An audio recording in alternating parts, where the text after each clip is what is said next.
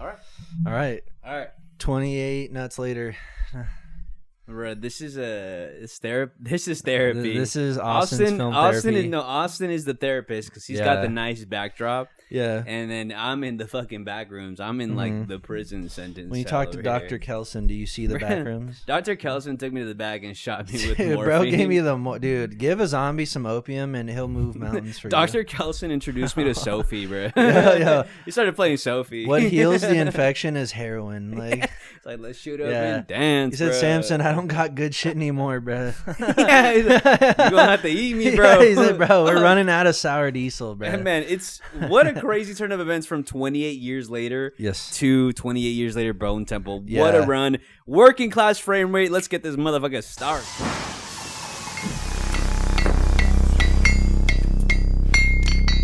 Working class frame rate.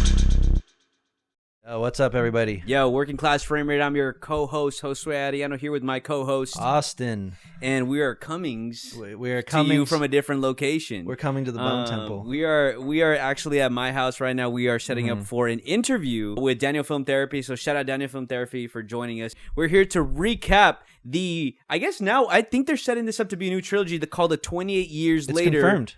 It's a trilogy. So yes, we do have part 1, 28 Years Later, part 2, Bone Temple, part 3, whatever they're going to call it. Danny Boyle's next adventure. Yes, and I'm fucking ecstatic to see what they're doing next. But we're here to talk about these two movies. Yeah. We have a little bit of a disagreement, but I know that now you have finally come to light. I've tickled your balls. You did. You tickled my balls, and I'm ready to join the English white community that Aaron Taylor Johnson is part of. Yes. I agree with him that honestly Spike needs to just fucking toughen up. I don't know why he's like feeling bad for these zombies. No, I'm kidding. Yeah, no. In all seriousness, join the Jimmy cult. Yeah, bro. join the Jimmy cult. They had it on lock. The fits, crazy, bro. Yeah, the non-binary icons.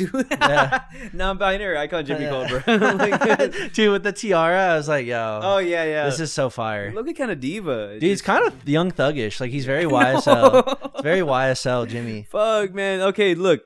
We're going to start off by talking about 28 Years Later, going into 28 Years Later, The Bone Temple, because after watching The Bone Temple, I just couldn't help but think about how amazing 20 Years Later was, and I kind of brought that down in my mind to just judge Bone Temple, and I walked away slightly dissatisfied but still processing the movie. And I know that Austin, you walked away more satisfied. I love Bone Temple. Yeah. I know we didn't have two contrasting opinions, but I know that Austin got a lot more out of it than I did. But funny enough, now we're sitting here almost a little bit under a week later, and we are now talking about these movies, and I've grown to appreciate Bone Temple more, and I grew to appreciate 28 Years Later more. Yeah, we both did a rewatch of 28 Years Later, and dude, what a fucking watch. Let's hop right into it. Yeah, we're gonna talk about we're gonna set up the timestamp, so we're gonna hop into 28 Years Later. Yes. Danny Boyle, Alex Garland. Thank God you are writing. Thank God you're writing, bro. We do not need Civil War. We do not need... we didn't need Iraq War propaganda. But you know what? Out of it, we got 28 Years Later. Dude,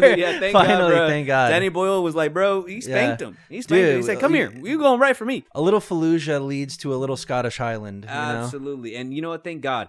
Look, Alex Garland writing, Danny Boyle directing. Danny Boyle gave us Train Spotting. Oh, dude, Slumdog Millionaire, Shallow Grave. I mean, dude, Sunshine. Yeah. Dude, Danny Boyle is like, he's such a sleeper agent where it's like, really? Actually.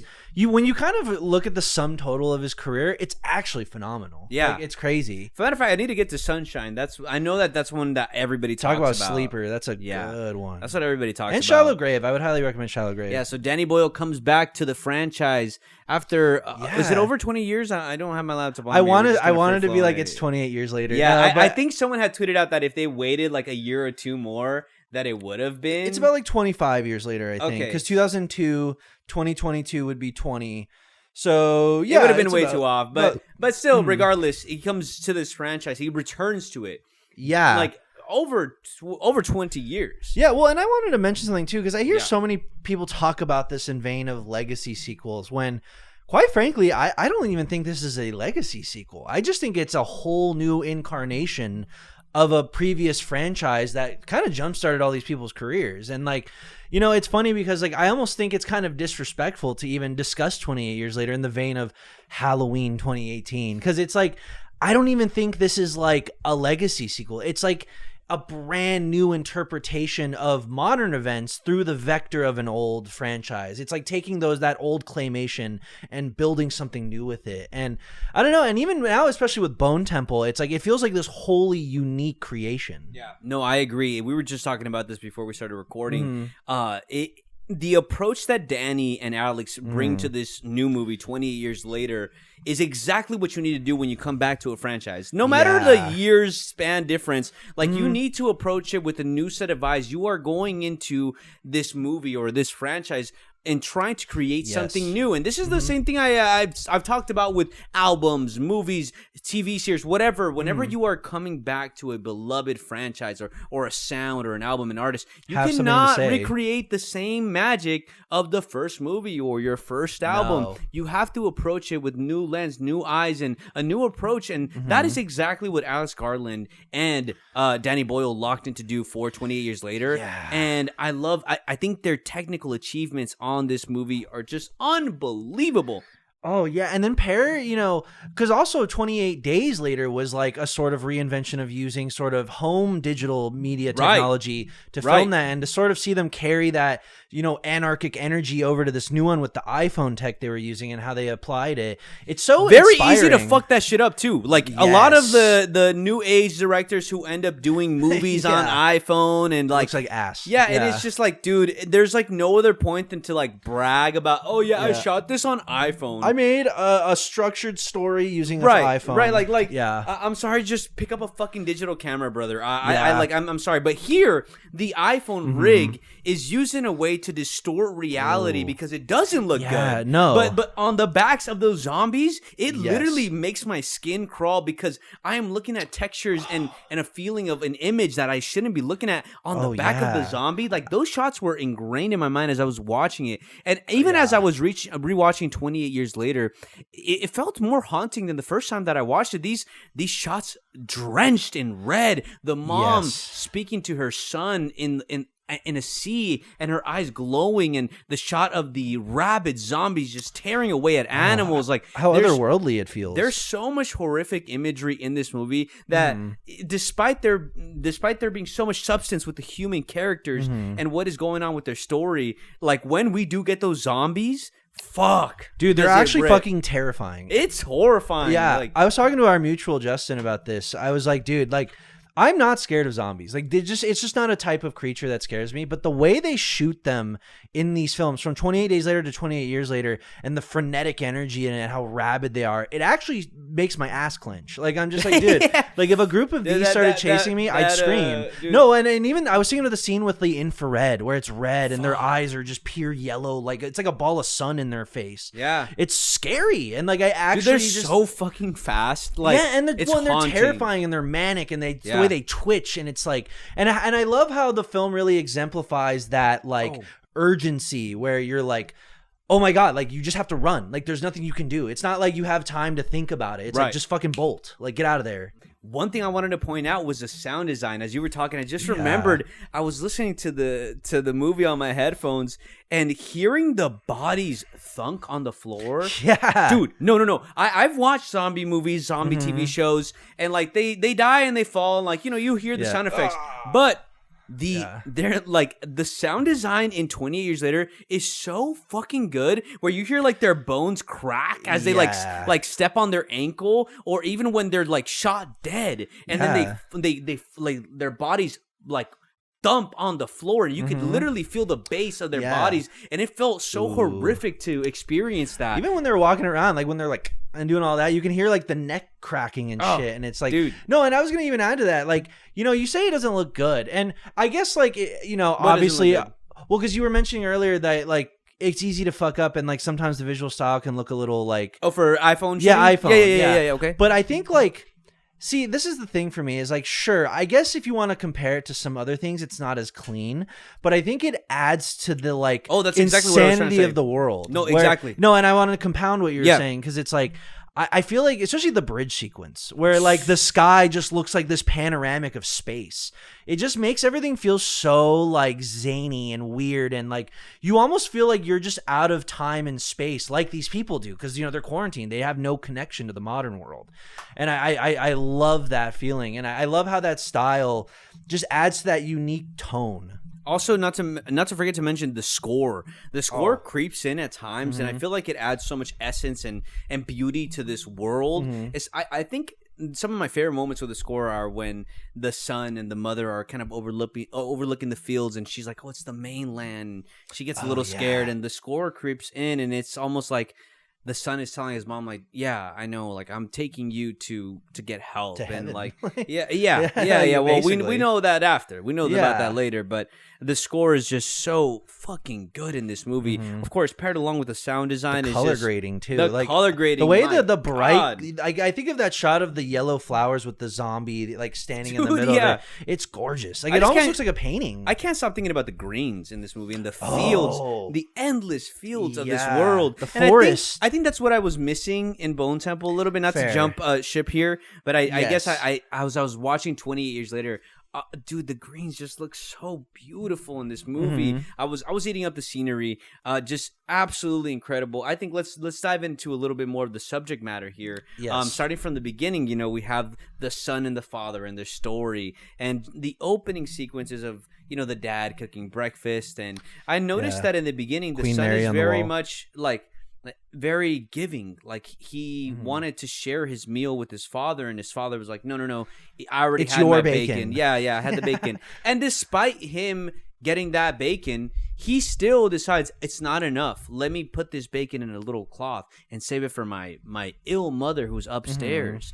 And I now I'm thinking back to some of the technical stuff that I'm remembering, the frantic cuts and like the freeze frames of some of the stuff that happens, even when the death of the zombies or when she's like panicking the room. Like, I was gonna say the mom in the so room and the way the distorting. camera is like jolting, and it feels like you're about to have a fucking aneurysm, dude. Like, so well done. And I just love this story of the son finally going out to have his first hunt. And something that I started to notice right away was when they started to cross the bridge in the beginning. The son asks the father asks his son, he's like, "Are you ready? Are you sure you want to do this?" He's like, "Oh, no turning back now." as if there's a choice. And yeah, right, exactly. Yeah. And so as they're walking across the bridge, the son's the son tells him, "Oh, like, I can't go back. Like, they're gonna call me soft." And his dad's like, "Oh yeah, you definitely don't want that to happen." Yeah. Well, no, he says it. I would even say he says it more plainly, where he's like, "They will." Like he kind of just confirms, like,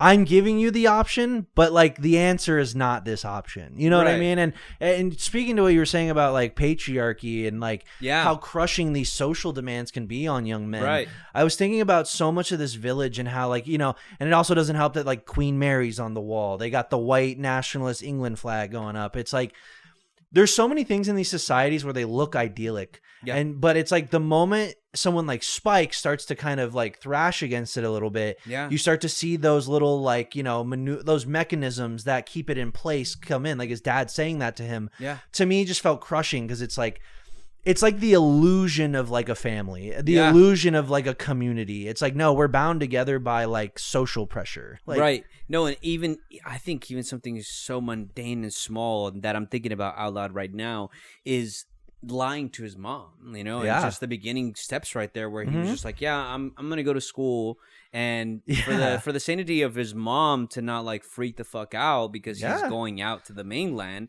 he lies to her, and so does the dad, and it's just kind of like, you're putting your son in danger. He's 12. And like even the people at the gate are like, "Bro, oh yeah, we recommend this for 14 and 15-year-olds," and he's like, he's fine. He's fine. It's such a fucking man thing to do, and like, for what, dude? For such what, a to dad prove? Response. Like, and honestly, I think that it was all for him to prove that his son is a worthy champion, just so he could party, just so he could. And so now he that get I'm drunk. even like, and skipping ahead a little bit here, coming back to the party, because I'm assuming people who are watching this have already seen. And if you the haven't, movie. please watch it. Yeah, Jesus Christ, it's amazing. But now that I'm thinking back to it, like, he's the one that kind of reaps the benefits and the celebration at that party when he comes back, and he's bragging about his sons, but he's the one drinking, he's the one cheating, he's the one taking in all this glory and fame, and the son doesn't want anything of it. And now jumping back to crossing the bridge, that is paired up with imagery of the men in war, and how men are conditioned, or children are conditioned to prepare for war, and these are children that you're seeing on screen in black and white starting to march like soldiers, and like they are mentally prepping these children for war to go and die. And like that has been the way for so fucking long, that is the patriarchy, to conquer, to be so-called a man, and to forget all sort of empathy or any sort of compassion for one another. And this is instantly proven by when they're out in the fields and they start hunting. Yeah. And the dad he's like telling him, okay, here's your first kill. And it is something straight out of a fucking Saw movie.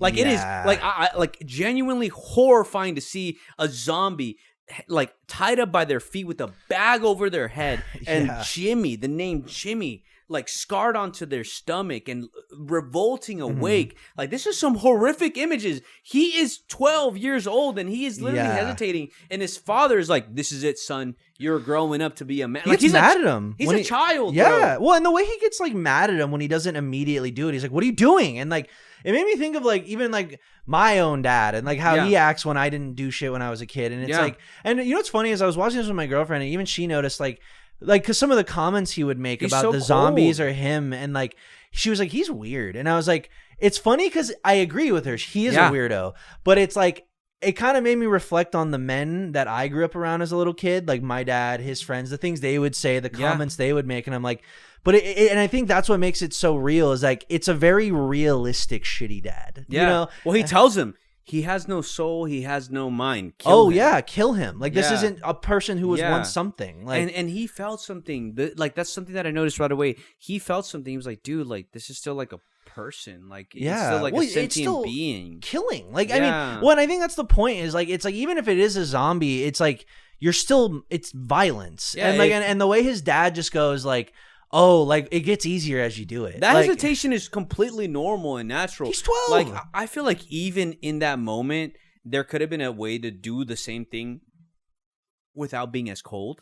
Yes. And just telling him like, hey, like even comforting him, like being a father, being a human being to his son, and he gets mad at him. Like that was such a very, very, very toxic. Yeah. Well, in the way that I think a lot of barbaric, very fascist cultures are barbaric, where it's not about like survival. It's about proving your strength. And I feel like that whole first half is sort of him just rejecting that. And I think I love the conversation between him and I think it's his granddad, right? Yeah. And I love where, even his granddad kind of has a moment with him where he's like, like, I know I'm not supposed to tell you about the man you've seen, the fire, but like he even drops the bullshit for 5 seconds and just talks to him. And like that was the humanity he needed to go, yeah, you know what? I don't fit in here. Yeah, no, it was devastating to see him come to realize like what kind of a person his dad was. And something that I noticed also was when he was running with his dad, he couldn't shoot those zombies. Yeah. But when he was protecting his mother,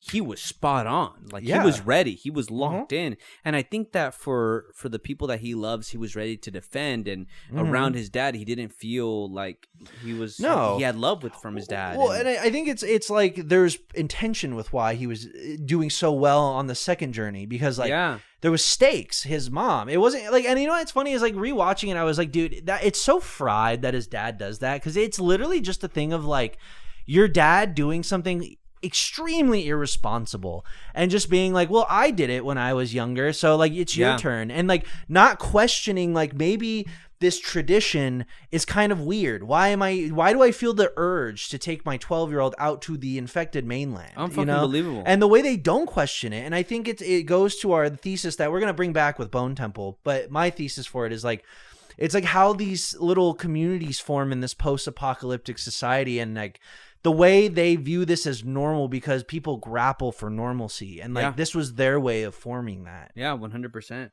I love that. That's what that turnaround happens, is when he recognizes that he's got to stand up. He's got to be the defender. He's got to be the man of the house. Like, Yes. and he defends his mom literally with a blade and puts it up to his dad.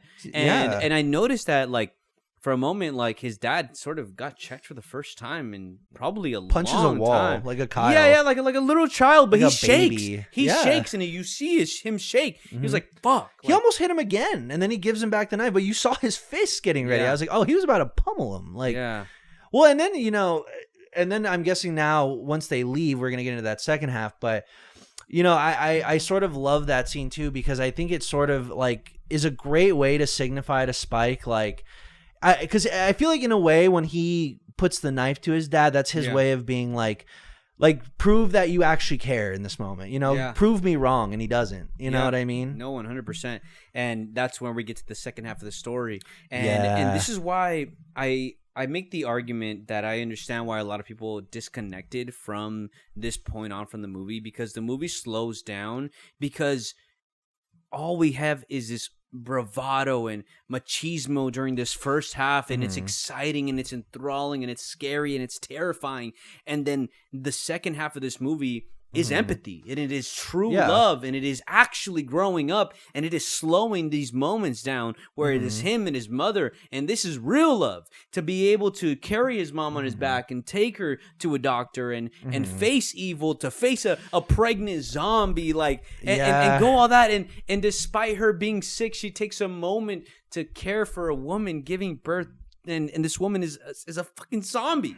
Like, there is so much empathy, there is so much love, and it almost tests, I feel like, as an audience, to sort of tap into something that we don't tap into much when we're watching a movie, especially with zombies, and it's just to have, like, patience and love. And, like, you don't really want, or you don't really get that from a zombie movie, but in this second half, everything slows down. Well, and it tests your empathy, too, because what's funny is, like, I kind of failed the pregnant zombie test. Sure. Where, like, yeah. I'm not gonna lie. I don't even know if I would pass. I don't even know if I would pass. Real. That was the one time I kind of understood the soldier. I was like, yeah, bro. If I saw this pregnant zombie, my first instinct probably wouldn't be to just safely deliver the baby. I'd probably just be like, it's infected, and shoot it. Right. And I think, like, that's the beauty of Spike's character and the mom, is that they deliver it and they're able to be like, yes, this is an infected person, but, like, the baby isn't. And I think it actually made me stop and look inward and go, like, yeah, like, I was quick. Even before he was born, I was quick to just be like, shoot it.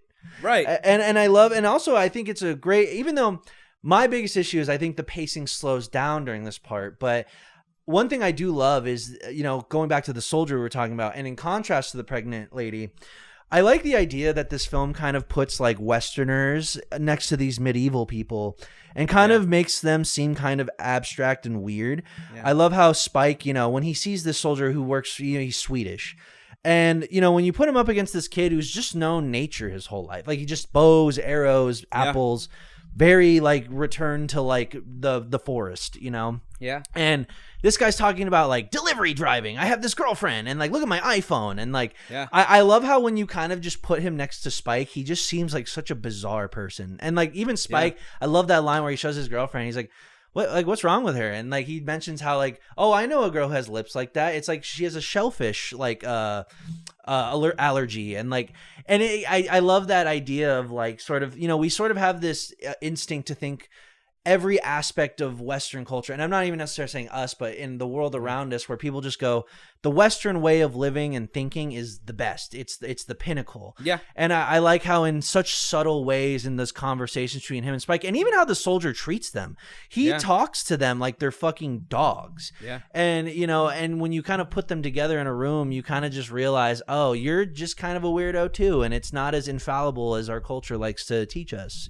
Yeah, the more that we talk about it, the more that I, like, literally fall in love with this movie, just because, like, again, when I'm looking at these movies, or any movie in general, and when I'm thinking about what makes a movie perfect for me, it's just, what is it trying to say? How does it accomplish it? And is it trying to do something different? Is it trying to reach for new heights?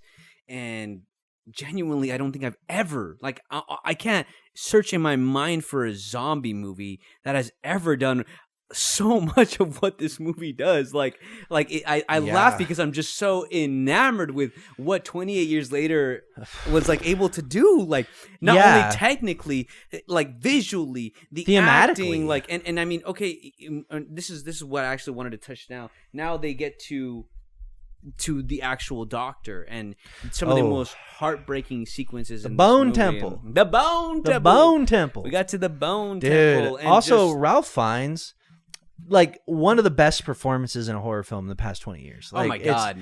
Insane. Yeah, he's insane. He's no notes. Dude, he's having so much fun. And I just love watching him perform. Good. And the whole thing with Memento Mori and his sort of building this sort of monument to the tragedy that was the outbreak, and and how you can tell in his eyes how it's like he's been desperately slaving to sort of build any totem of the past, because like I've mentioned to you before how like our brains ceaselessly try to find meaning, and like the way he found that meaning in a post-apocalypse was a memorial. Well, even as we talk about it right now, I'm recognizing that talking about death is really almost a luxury and a beauty, because these people don't die.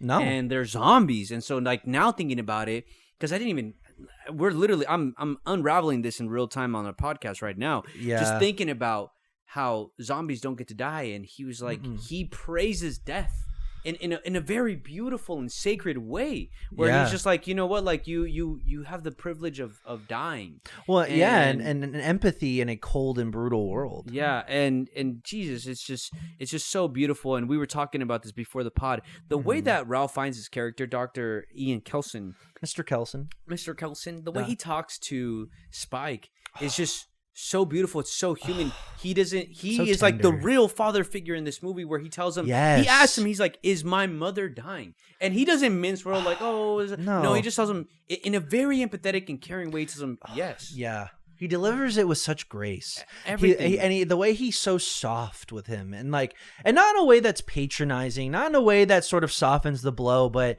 he understands that this is about to shatter this little boy's world. And the way he delivers it, almost like an angel. It's that sequence almost makes me cry. And then with him, I thought of the visual with Spike sitting there accepting her death while, Loki gave Broza, but like the way he's sitting there and he's looking at all the fire as it's in the night sky, and he holds the baby and just accepts her passing. And and that visual, sorry not to cut you off, but that visual of them walking off and his mom holding Ralph Fiennes' hand as if it's like God, you know what I mean? And dude, and he comes back with the skull, and I love that line where he's like, where would you like to place her? And dude, and he faces her towards the sunset or the sunrise, excuse me. And dude, that's why like even unraveling, it's funny because I had this at a 4.5, and like as we talk about it, I'm like, holy shit, this actually might be a 5. Like, damn, this is crazy. But honestly, as we're talking about this, I'm recognizing, or at least not recognizing, I am picturing that scene, that entire moment, as a beautiful funeral for a post-apocalyptic world, where you have the incineration of the body, and you have the viewing, and you have the opportunity you have its own post-apocalyptic ceremony that is fucking beautiful. Like beautiful. There's nothing like it, because what would a funeral in a post-apocalyptic world even look like? People, what does even death mean in this world? No, and that's so crazy, because now that we're talking about this, I don't like. Obviously, death is treated as death probably would be treated in a post-sci-fi world. In all sci-fi movies, you're dead, done. The world moves on, and whatever, like the world is dead already. Like there is no habitable places. We get flying cars and LED lights and people who are just killing to survive in sci-fi world movies. But there was never a moment to kind of think about what is a funeral in a post-apocalyptic world. Like, what does that even fucking mean? Well, and I would even add to that. I would think it's sort of demystifying death and sort of treating it as a natural processes of life. Yeah. Where, the way Dr. Ian Kelson talks about death, it's not like this grandiose thing where like, oh, you're like a beam of light's going to come out of the sky and rise. It's like, it's like growing a tree or the crash of a tide. It's like this inevitable shift. And there's a beauty to that, and it's scary, but like everything, it is a natural processes. And I think the way it demystified death to me, even in a weird way, brought me comfort. Just the way it's sort of like adds a realistic punch to it in a way that's not grandiose. It's not full of itself. It's very in tune with humanity and the rest of the film, where, you know, in this world where this hierarchy of modern society is broken down, you are just back to nature. Yeah. And death is just inevitable. Yeah, I agree. Working Class Frame Rate. I'm your co-host, Josue Arellano. This is part 1. Sorry. I know I cut out, bro. So this is fuck Austin, but actually, this is part 1. It's done. Dude, I can't wait to have my own podcast. Yeah, I can't wait to build upon this empire. Yeah, bro. I'm just using you. Yeah, dude. I can't wait to bring Kai Cenat on here to replace you. Yeah, he's gonna show us his new fashion. Yeah, exactly. Yeah. We're directing a new A24 film together. Yeah, yeah. Austin's.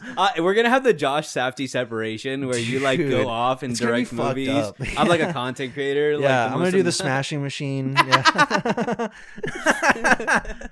Bro's gonna do Avatar 4. Like, yeah. I'm directing. No, I'm directing Avatar 6, the TV series. James Cameron's gonna be like, "Yo, you're my Nia DaCosta." Yeah. Like, we got to get into some of the Avatar shit. I was learning about it. It's crazy. But look, Working Class Frame Rate. I'm your co-host Josue Arellano with my co-host Austin, and we're gonna get to Bone Temple in the next episode. We're on a little bit of a time crunch, but we really wanted to. We got really into this conversation, and honestly, I'm glad that we talked about this in detail. I would have rather talked about this movie in detail because it is just fucking phenomenal. And if I'm glad I rewatched it. If I would have rewatched, I think it would have bumped it on my top 10. Like, it's just fucking crazy.